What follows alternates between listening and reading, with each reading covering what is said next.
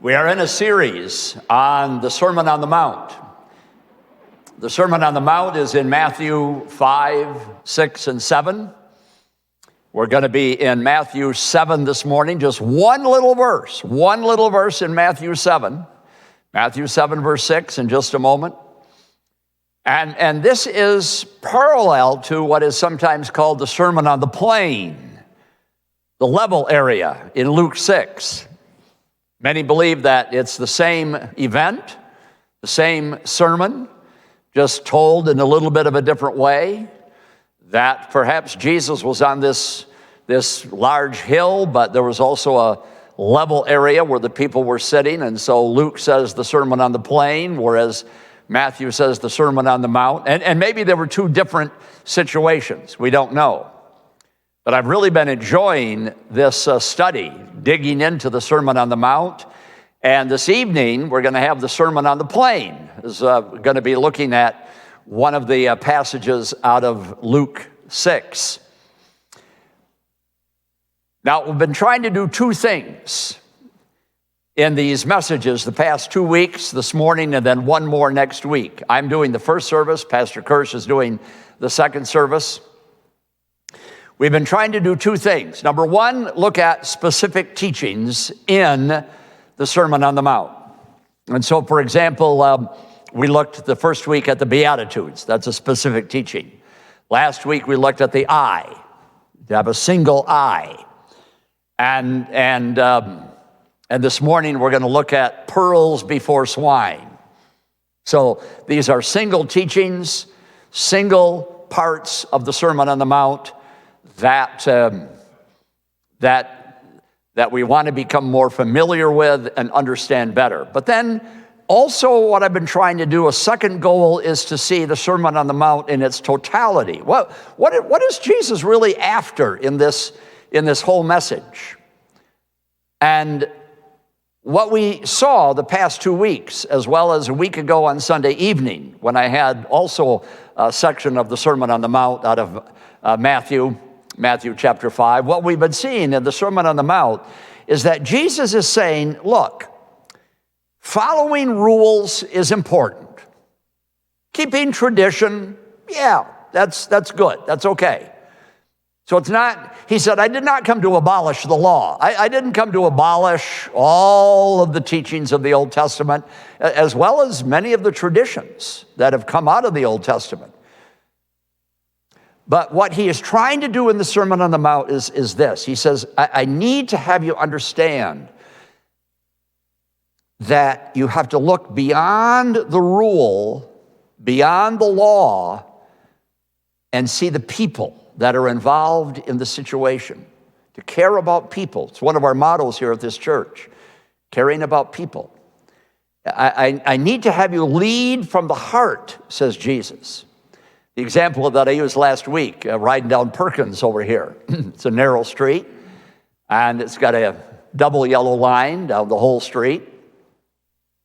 And so when I came across somebody riding their bike that was partially in my lane, I thought, well, I better run them over because I can't cross the yellow line. That's against the law. No, I have to say there's a human being riding that bike. And in this situation, I have to cross the yellow line, or like if there's a mail truck there or a garbage truck, you don't just smash into it. You don't sit behind it and blow the horn. You cross the yellow. See, Jesus' point is rules are good. Yeah, the law is good. Even tradition is, okay. But always ask the question, how are people involved in this? One example is that whole thing about going the second mile. It was tradition. In fact, it was the rule back in the ancient world when the Romans were occupying Judea, that if a Roman soldier asked you to pick up his equipment and carry it for a mile, that you had to do that. And Jesus says, okay, but maybe that soldier is really tired, and maybe what you could do is carry it not only that mile that you're required to, but go the second mile. See, what he's getting at is you've always got to look at people. You've got to lead from the heart. So life is more than just following rules. Life is looking at human beings and their situations. Well, the first week was the Beatitudes. And what we saw with the Beatitudes, just a little review here, because I think it's very important. What we saw with the Beatitudes, that was one of the specific teachings, is that Jesus is not telling us what we ought to do. That is, that we ought to be meek or we ought to be poor in heart. He's not telling us what we ought to do. He's talking to these people there on the mountain who were beaten down, they were poor. In fact, in Luke 6 uses that word. They're poor, they're hungry. And he says, I know that you people are poor and beaten down, but look at what you could become if you followed me and became part of my kingdom. You would be happy, blessed, happy, blessed.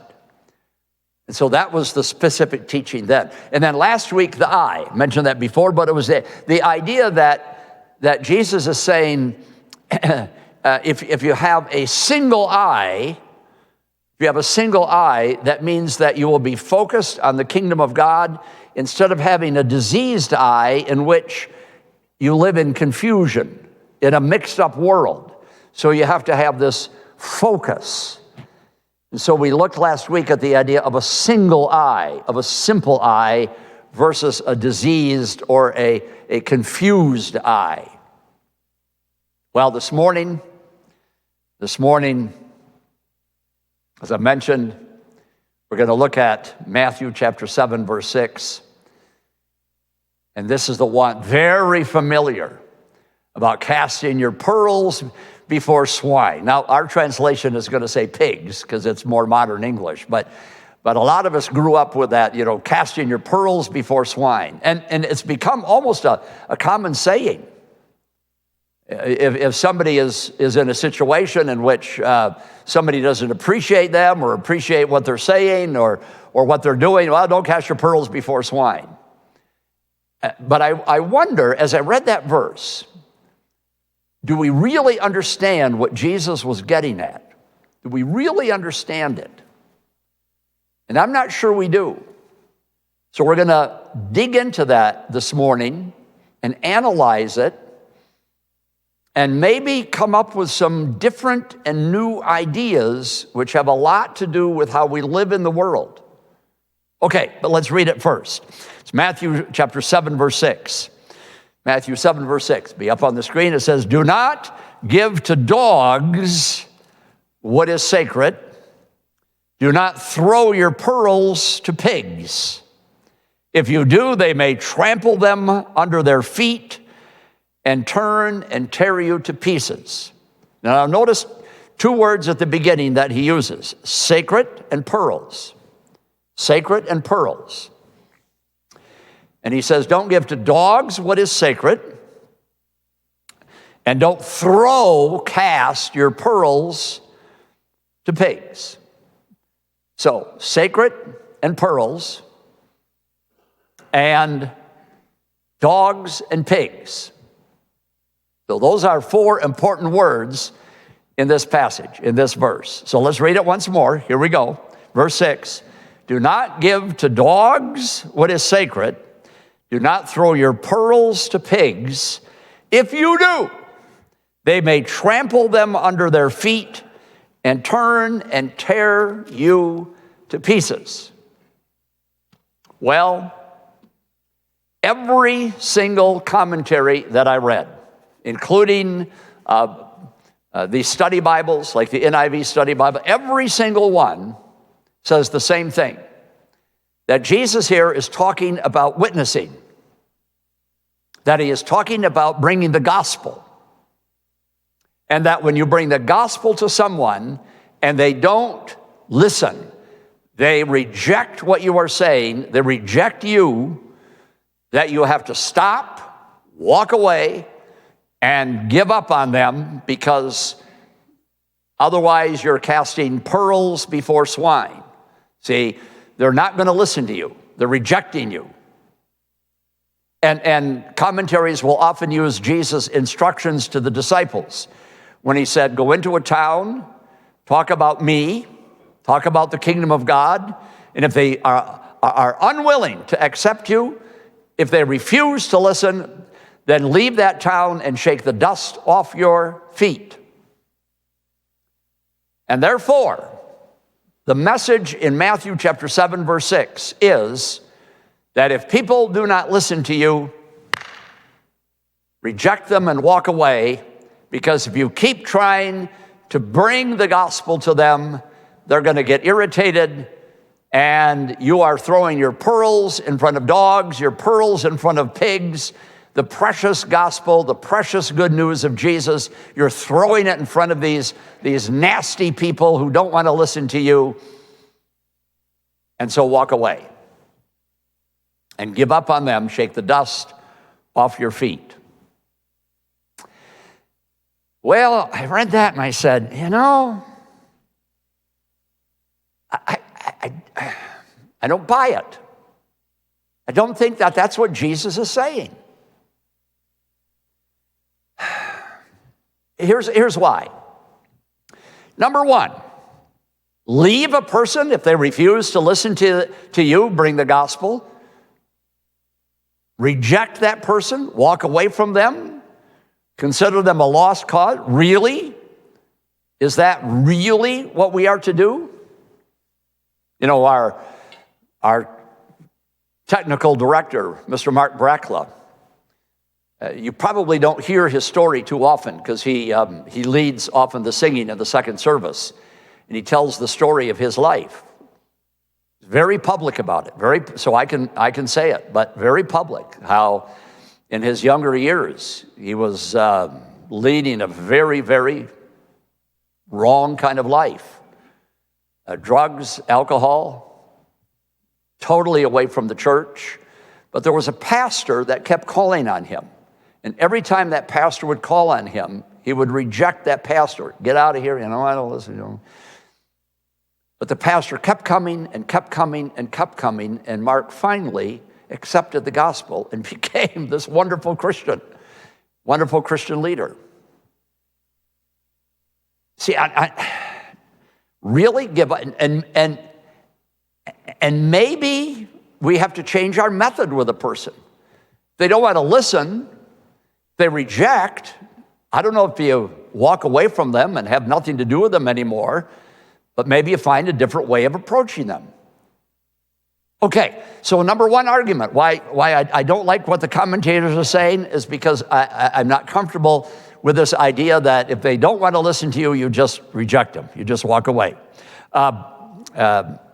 Another thing that the commentaries have said is, if they reject the gospel, they don't deserve to hear it because it's pearls, it's sacred, it's beautiful, it's wonderful. They don't deserve it. And I thought to myself, does anybody deserve it? Huh? Does anybody deserve the gospel? All have sinned and come short of the glory of God. I walk away from them. A third argument. So let's just say that the person that you're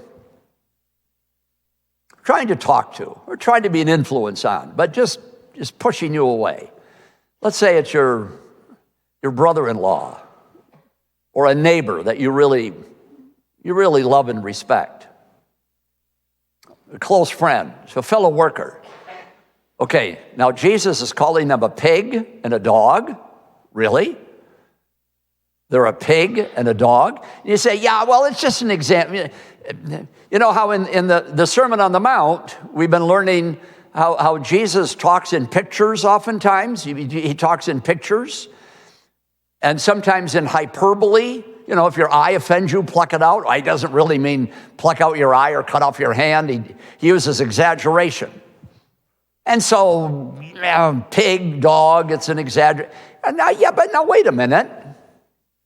He could have used a different picture if he's talking about my neighbor, my close friend, my son, my daughter, maybe like a tumbleweed. How about that one? The person is more like a tumbleweed. They just keep rolling along and they don't want to stop and listen. How about that one, huh? But a pig and a dog? Okay, you don't want to listen to me? My son, my brother, my sister, you don't want to listen to the gospel? You're a pig, you're a dog. Oh, yeah, but in another part of the Sermon on the Mount, Jesus says, if you call your brother a fool, you can't be part of the kingdom of heaven. So I'm going to call these precious people in my life because they don't want to listen to the gospel. I'm going to call them a pig and a dog. I don't know. It just doesn't seem to fit. Remember what it said about the Sermon on the Mount? Jesus says, lead from the heart, care about people. Oh, yeah, you don't want to listen to me? You're a pig, you're a swine, you're a dog. That just doesn't seem to fit the spirit of the Sermon on the Mount and what Jesus is trying to tell us in here about leading from the heart and caring about people. Also, you know, I've talked about the audience to whom Jesus is speaking. Really got into that with the Beatitudes. The audience. These are not stuffed shirt, upper middle class people, snobbish or whatever. Not that all upper middle class people are snobbish, but these aren't well-to-do, snobbish, you know, stiff collar people, you know, haughty and proud. These are broken, poor, sometimes persecuted people. They've been beaten down by the religious leaders. They've been beaten down by the Roman authorities that occupy their land. Oftentimes there was famine. They didn't have Social Security. They didn't have welfare. These are people who were really hurting. Okay, now, understanding the audience. Are these people active evangelists? No. Are these people who were regularly going around witnessing to others? No. These are just common, ordinary people who, for the most part, are trying to survive from day to day. You say, yeah, but Jesus here was probably talking to the disciples. That's what one commentary says. He's talking to his 12 disciples, you know, about the shaking the dust off your feet kind of thing. He's not talking to his disciples. If you go back to the beginning of the Sermon on the Mount, he is talking to the crowd that is gathered around him, and these are poor, broken people. They're not evangelists. They're not people who are going to work every day and trying to engage their fellow worker and to talk about Jesus Christ and the cross and are you saved? You know, Billy Graham kind of thing. That's not who these people are. That's not their life. Certainly not what they have been doing before the Sermon on the Mount. And at this point, there really is no gospel yet. See, Jesus has not yet died on the cross. He isn't yet raised from the tomb. Pentecost hasn't happened. And so when the commentaries say that what Jesus is talking about here is witness and evangelism and talking to people about Jesus and how he is risen from the dead and coming again and you need to get saved by the blood of the cross, that hasn't happened yet. Say, well, yeah. No, it hasn't happened yet. So now get in your mind the picture. Jesus is talking here on the mountain to these poor, broken people. Is he talking about their work in evangelism and bringing the gospel of Christ? I don't think so. So this idea that somehow this passage is about evangelism and if people won't listen, they're pigs and dogs and so forth. I know I'm going out on a shaky limb here because every commentary, every single one. But I suggest to you this morning that there's something else going on here with Jesus. And what is it? Well, here's the thought. Remember those two words, sacred and pearl? Now that word sacred is an interesting word. The Greek word is hagios. And the word hagios in Greek means saint. It means someone who is holy. Take time to be holy. That's hagios. You are hagios. You and I are, we are holy. Be holy.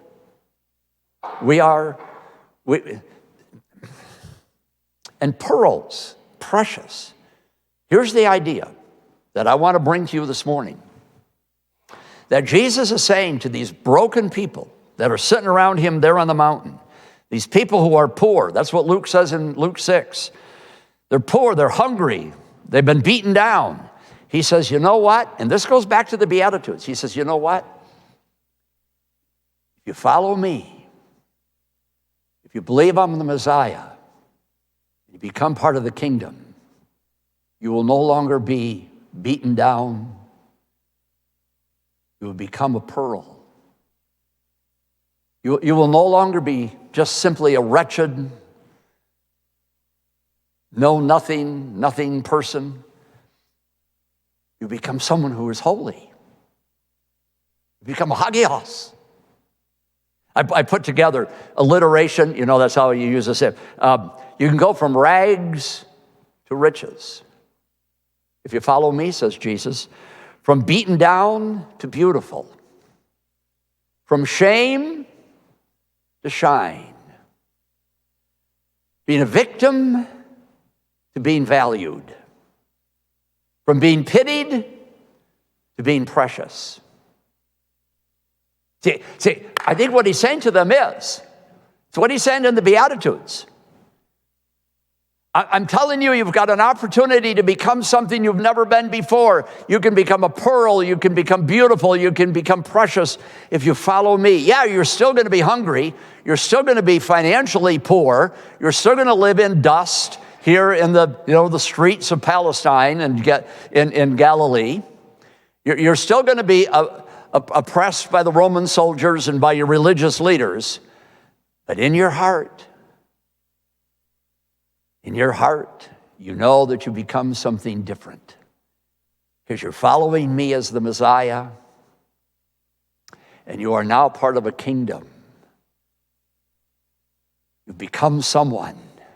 Remember I talked with the Beatitudes, you've got a new identity. A new identity. You are now a child of God, a follower of Jesus. You become a pearl. You become someone who is. So I'd like to rewrite that verse and say it like this: Do not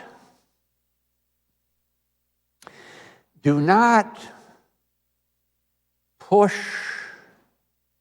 your new beautiful life, your new holy life, your new life. Do not push that on people. Let's see now.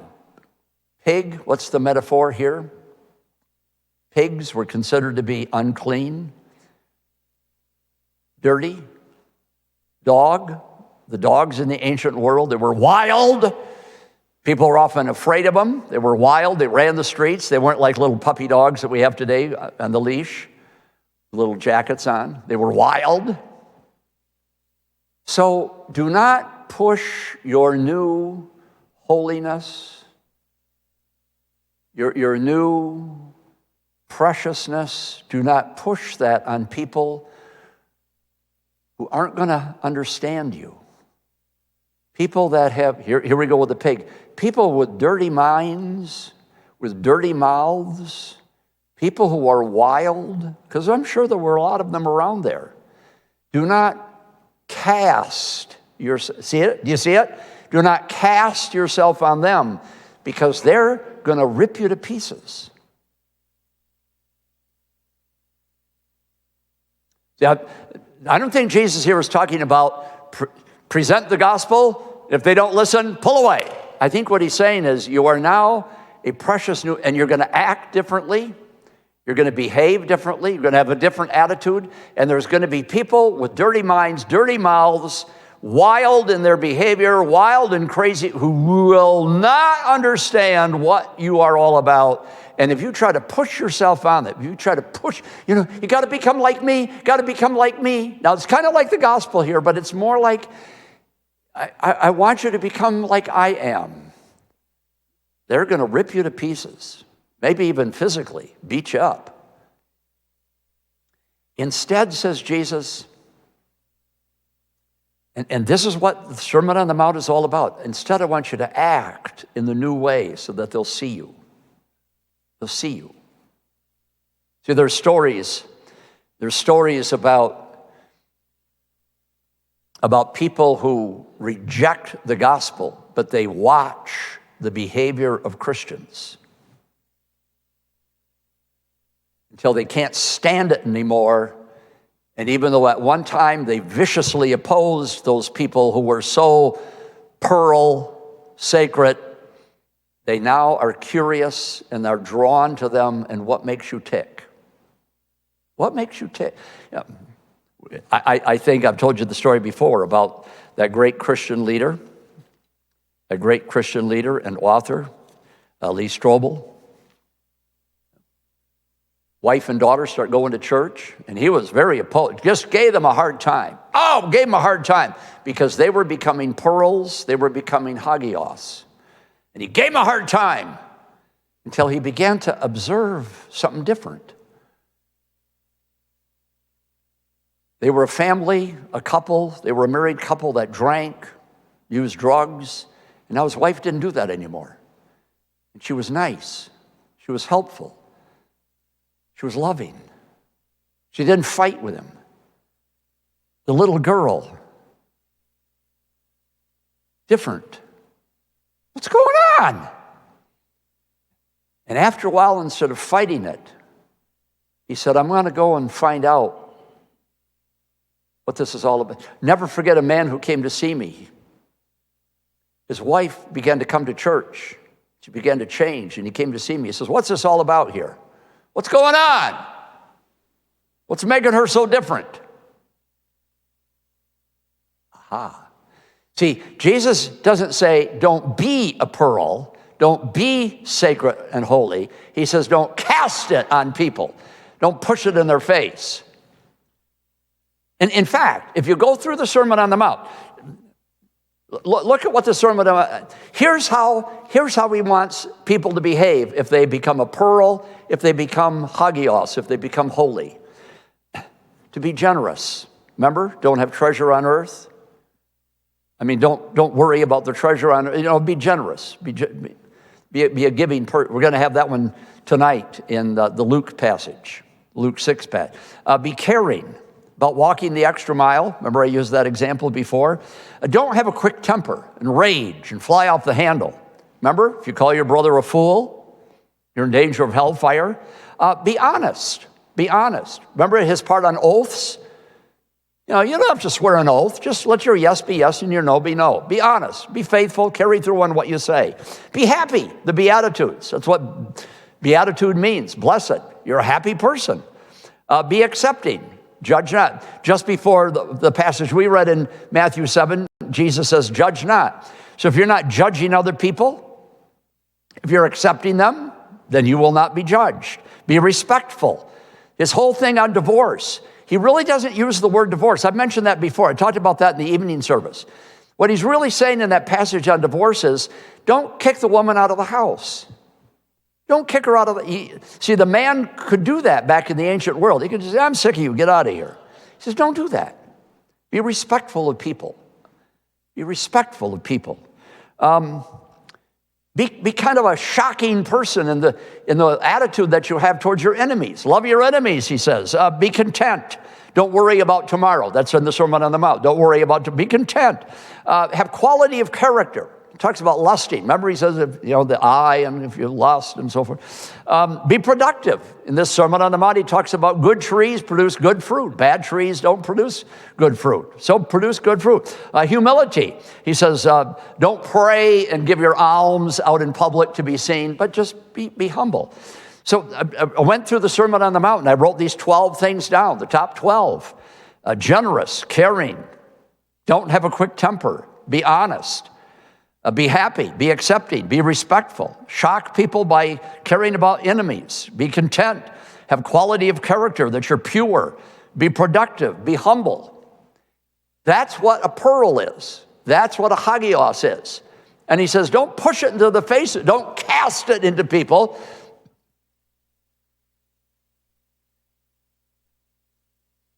But just be that way and wait for the Holy Spirit to work. And if the Holy Spirit begins to work, guess to whom they will come and find out what makes you tick.